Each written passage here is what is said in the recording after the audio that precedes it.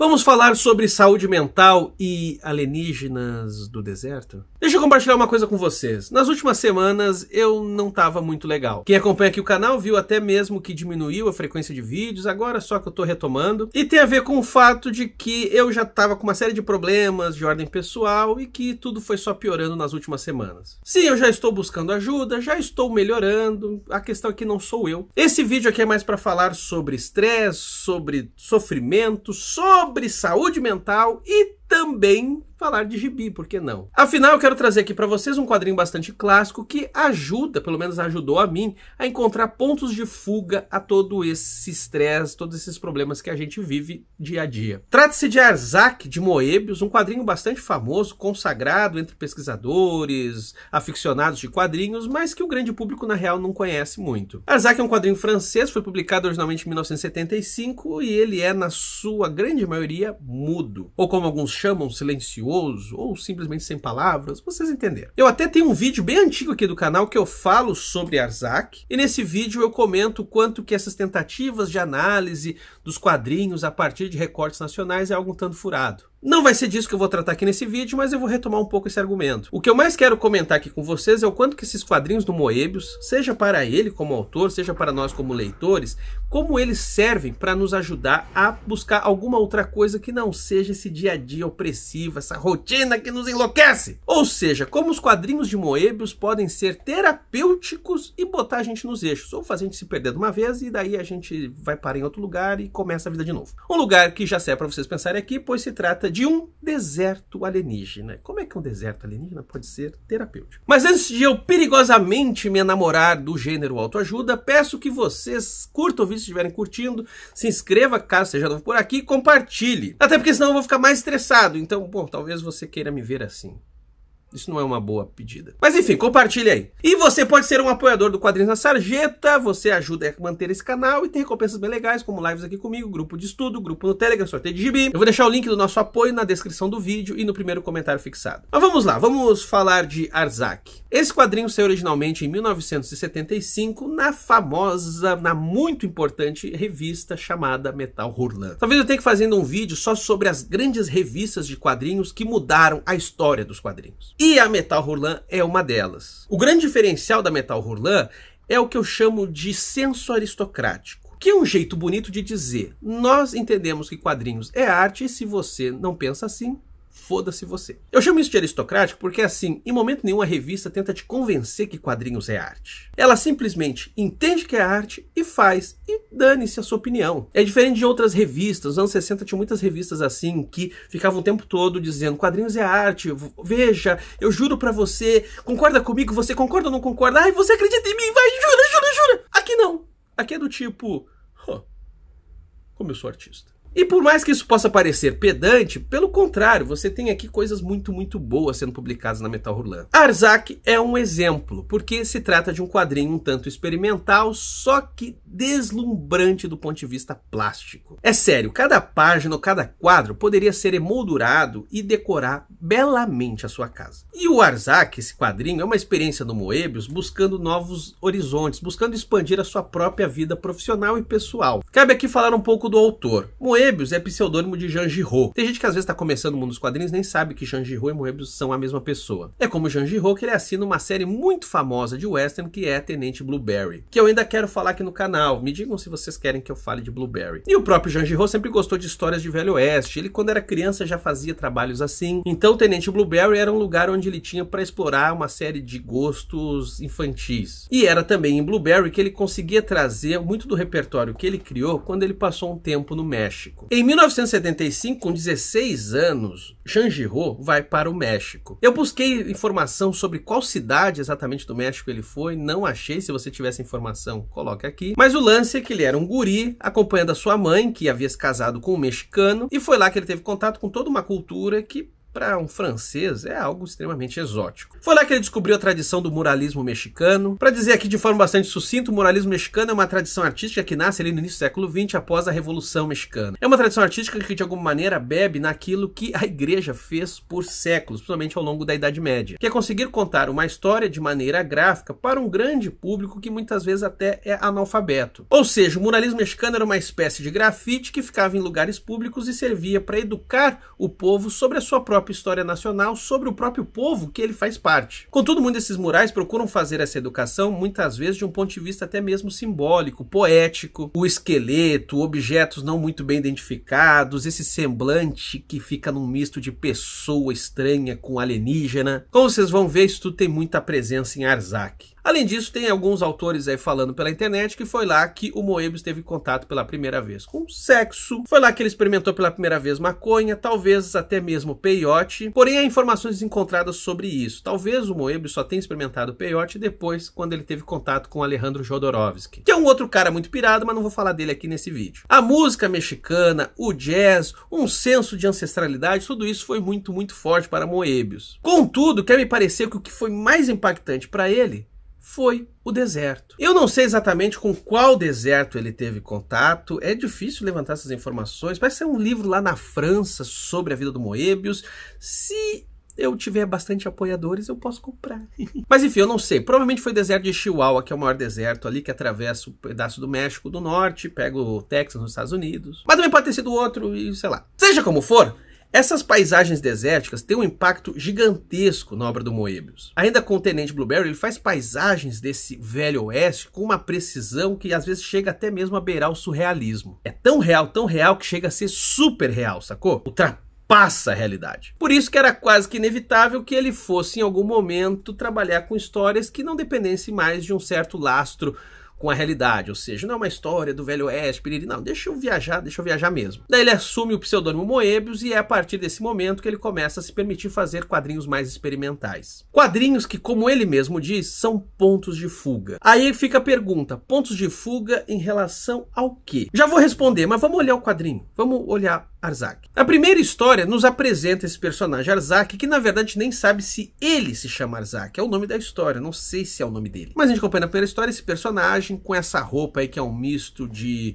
indumentária medieval com super-herói, e ele voa um pterodáctilo, que eu já dou o spoiler aqui, depois descobre que ele na verdade é um androide. Esse pterodáctilo não é um bicho de fato, ele é um robô. Do ponto de vista do enredo, a coisa aqui é relativamente simples. Arzak está sobrevoando, ele olha por uma janela, vê uma mulher nua, só que ela está tirando a roupa, a gente não vê o rosto dela ainda. Ele percebe que no alto da torre onde contém essa mulher há um cara protegendo ela, impedindo que alguém entre, sei lá. É uma figura um tanto violenta, truculenta, e o Arzak resolve laçar esse cara. No meio do caminho a gente vê uma outra montanha cheia de pessoas nuas observando. Isso é muito comum nessa história, tem vários momentos de estranheza. E por fim o Arzak larga esse cara pendurado na corda no esqueleto de um bicho gigante monstruoso. Arzak então resolve voltar pra lá, vai até a mulher e quando vê, ela tem um rosto horrendo, alienígena. Ele deixa tudo pra trás, deixa o cara pendurado na corda, deixa a mulher e vaza. Em outra história, o Arzak está andando com 2 pterodáctilos. O segundo parece servir apenas para carregar mantimentos. E o que dá a entender é que eles estão voando há muito tempo, os bichos estão cansados e eles estão começando a cair. E é o que acontece com aquele que o Arzak não está em cima. Ele vai em direção ao chão e daí uma série de tentáculos, algas, sei lá o que é aquilo, come o bicho. Arzak encontra um platô no qual ele quer fazer com que o seu bicho descanse, ele mesmo dá um tempo dessa viagem, só que lá tem um monstrão, uma espécie de chimpanzé pelado. Há uma batalha e o Arzak faz com que esse bicho se desequilibre e fique pendurado só com a mão. Ele para comer, o seu pterodáctilo descansa e o bicho continua lá pendurado com a mão até cansar e cair nos tentáculos e é isso. Uma outra história no qual o deserto é muito, muito presente é uma em que a gente acompanha um ser verde, a gente não sabe quem é, que está num carro do início do século XX indo em direção a um centro, que também a gente não entende direito. Aliás, o tempo todo a gente não entende direito o que está acontecendo. Isso é legal, esse senso de desorientação é importante e eu vou dizer o porquê. Mas seguindo, esse cara chega numa base onde tem outras pessoas verdes que nem ele, só que todas estão peladas e elas são agressivas. Gente pelada agressiva é o que mais tem aqui. Uma coisa também que é legal no trabalho do Moebius é que ele não é puritano. Então quando tem uma pessoa nua, pô, tu vê peito, tu vê pau, tu vê buceta, ou seja, por que o corpo é um problema? Embora o YouTube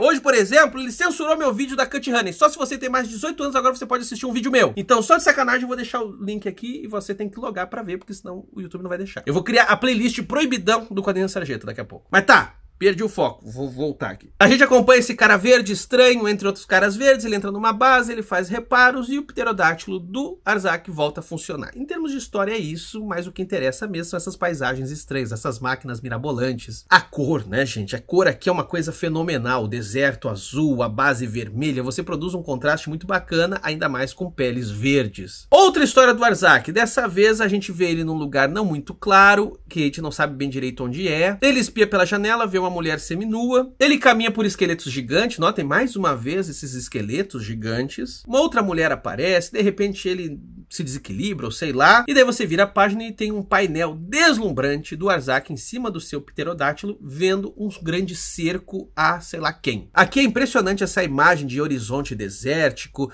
desses soldados, cada um mais estranho do que outro, dessa flora que é muito, muito bizarra, você tem uma montanha que no topo parece que está saindo tentáculos também, você não sabe o que está acontecendo. E isso é muito, muito bonito. A partir disso você tem desenhos de página cheia que também não ajudam a entender nada. Tem o Arzak e outras figuras indo em direção a uma base no deserto, sei lá o que é aquilo. Tem o próprio Arzak sentado num salão pelado. E por fim é uma página com todo um apelo místico, onde a gente vê o pterodátilo, um cubo vermelho flutuante, a reunião de monges ou sei lá o quê. E é nessa última página que pela primeira vez vai ter um balão nesse quadrinho, que vai dizer Arzak. O que é divertido é que cada vez que aparece Arzak, ele é escrito de uma forma. Às vezes termina com CH, às vezes termina com CK, às vezes só com K. É como se esse Arzak não fosse uma coisa definida, inclusive do ponto de vista nominal, ou seja, nem dá pra dar nome direito. O estilo do Moebius tem algo de muito, muito único, por isso que não dá pra ficar caindo somente em análise do ponto de vista nacional, do tipo, ah, isso é tão francês. Porque como eu mostrei pra vocês aqui, isso não é tão francês, isso também é tão mexicano e ao mesmo tempo não é mexicano e também não é direito francês, vocês entenderam? Teve muito com os contatos que ele teve, com as experiências que ele teve ao longo da vida. E que tem uma assinatura, do ponto de vista gráfico, muito peculiar. O Moebius é um cara um tanto paradoxal, ele consegue ser um acadêmico no sentido artístico, ou seja, ele domina a arte clássica, há um senso de perspectiva muito correto, a anatomia também tá tudo certinho, e ele constrói em cada quadro desse quadrinho qualidades que a gente costuma reconhecer na pintura, né? Do tipo, meu Deus, isso é um quadro, ó. Contudo, ao mesmo tempo, ele usa isso para produzir imagens extremamente esquisitas, muito ligadas à ficção científica ou à ficção fantástica. E ele usa a achura, que são esses tracinhos que você coloca um no lado do outro, para dar relevo, para dar composição. Inclusive, Moebius é um dos grandes achuristas do século XX, cabe dizer. E tem também o silêncio. O silêncio aqui desse quadrinho não é de graça. A ausência de palavras é um convite também para que você se coloque numa outra instância de tempo. Muita gente que não está acostumada às vezes com quadrinhos fica só vendo as letrinhas, fica pulando de balão em balão em balão e virando página correndo. Por isso que então, faltando palavras, você é meio que obrigado a ler imagens, a se aprofundar nelas, a mergulhar nelas, a se perder nelas. Daí que vamos retomar essa mistureba. Temos o deserto,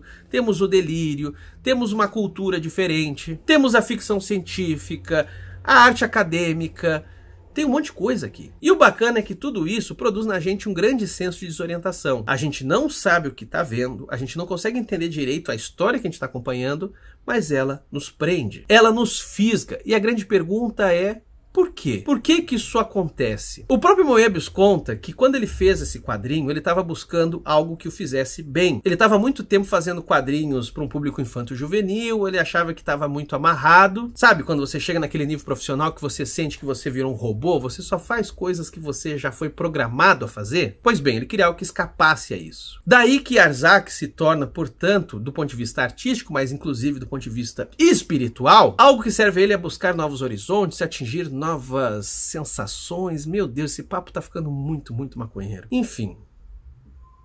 O ponto é, o que Moebius buscava com esse quadrinho e nos convidava a buscar também é algum lugar onde você não está mais preso, condicionado ao seu dia a dia, ao que você é, inclusive. Sacou? É um ponto de fuga não só do ponto de vista de espaço, de você visitar um outro universo, coisa assim, mas de você também se desligar, se desconectar de si mesmo, de se permitir, como uma criança, redescobrir o mundo. E no momento que você redescobre o mundo, você também vira outra pessoa, você se redescobre como outro. Isso parece assim muita viagem, mas na verdade é um negócio muito, muito simples. Parte do que se discute hoje em termos de saúde mental tem muito a ver com a capacidade de você conseguir se libertar, dar uma folga dos sofrimentos que constituem a pessoa que você é. E a arte, pessoal, tem um poder fantástico quanto a isso. Ela nos convida, de fato, a visitarmos outros mundos e sermos outras pessoas. Sabe quando você se identifica com um personagem ou quando você se envolve com uma história? Pois bem, por um momento você está sendo outra pessoa. Daí, portanto, que o exercício aqui no Moebius é nos levar para mais longe ainda. Porque o que está em jogo aqui não é você se identificar com um super-herói, com um samurai de algum mangá, sei lá, mas de você conseguir, por essa desorientação, por essa falta de compreensão do que você está vendo, ir ainda mais longe. Buscar uma identificação com o desconhecido. E mesmo que essa identificação não venha, mesmo que você não se identifique com o próprio Arzak, com seus desejos mais brutais, com a sua violência primária, ainda assim você é levado a ter contato com alguma coisa muito, muito distante de você. Ou seja, para dizer de um jeito simples, você tira férias de você mesmo. É óbvio que para o quadrinho conseguir isso, você tem que estar disposto a isso. Você tem que se permitir a viajar junto com o gibi. Senão ele é simplesmente uma coisa muito esquisita que você lê correndo, porque não tem balão, e era isso. Daí, portanto, como eu sempre falo aqui,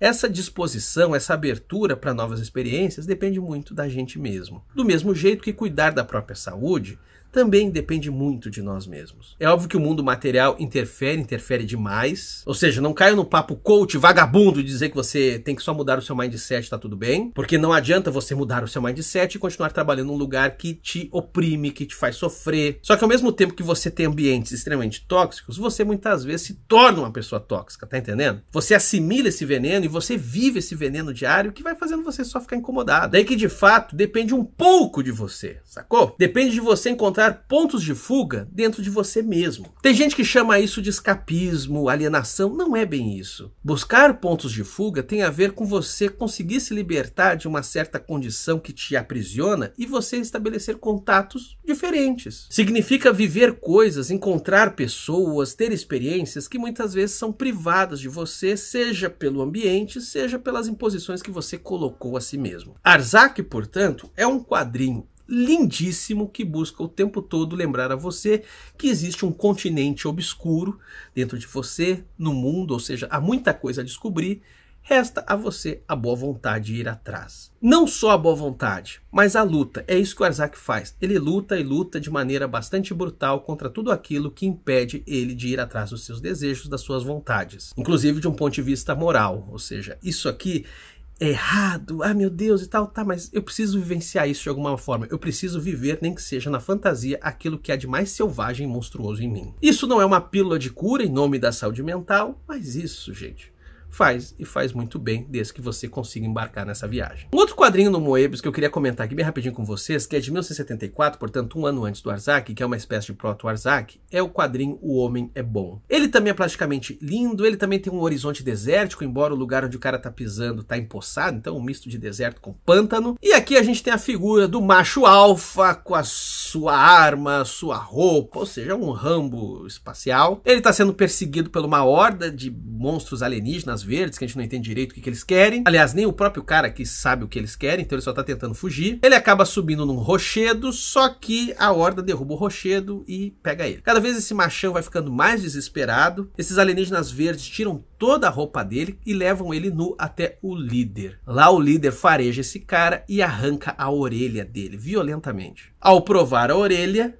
ele percebe que o gosto é muito, muito ruim. Aí ele joga fora esse cara pelado para seguir a sua vida agora sem uma orelha. O nome do quadrinho é O Homem é Bom? E a resposta é não muito, porque não é muito gostoso. É uma piada cretina, mas que serve muito pra gente pensar que a discussão aqui não é moral. Porque quando você pensa numa história chamada O Homem é Bom, você jura que vai ter aí uma discussão de fundo do ponto de vista moral. Será que somos bons? Será que não somos? E não, nós não somos porque a nossa orelha não é apetitosa. O próprio Moebius chama atenção aqui pro fato da orelha ter uma forma que lembra o feto, né? Então, basicamente, tu tem aí toda uma simbologia da orelha como algo que, a humanidade não é boa. Embora tem canibal aí, que é presidente, que quer nos comer. Vocês devem saber de quem eu tô falando. O lance é que nessa história o Moebius mais uma vez nos provoca a ir para coisas muito, muito primitivas. Pensar o valor da humanidade, pensar inclusive o nosso próprio valor, a nossa autoestima a partir de coisas tão, tão bobas. E essas coisas, por mais ridículas que sejam, elas servem pra gente voltar a prestar atenção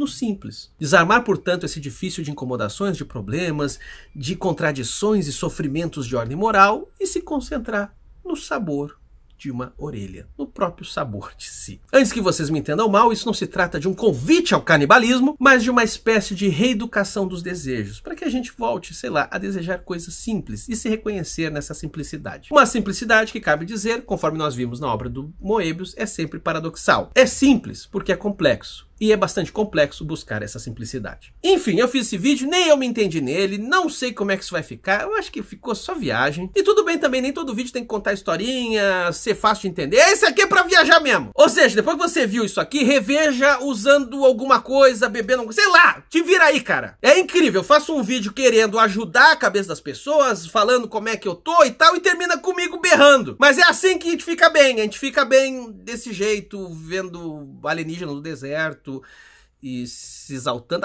enfim, sei lá. Acabou esse vídeo, só me digam aí se vocês querem que eu fale mais de Moebius, mais de alienígenas, deserto, ficção, sei lá, também, diz aí o que vocês querem que eu fale. No mais, segue a gente nas nossas redes sociais, TikTok, Twitter, Instagram, que desastre de vídeo. Obrigado por assistir e valeu, pessoal.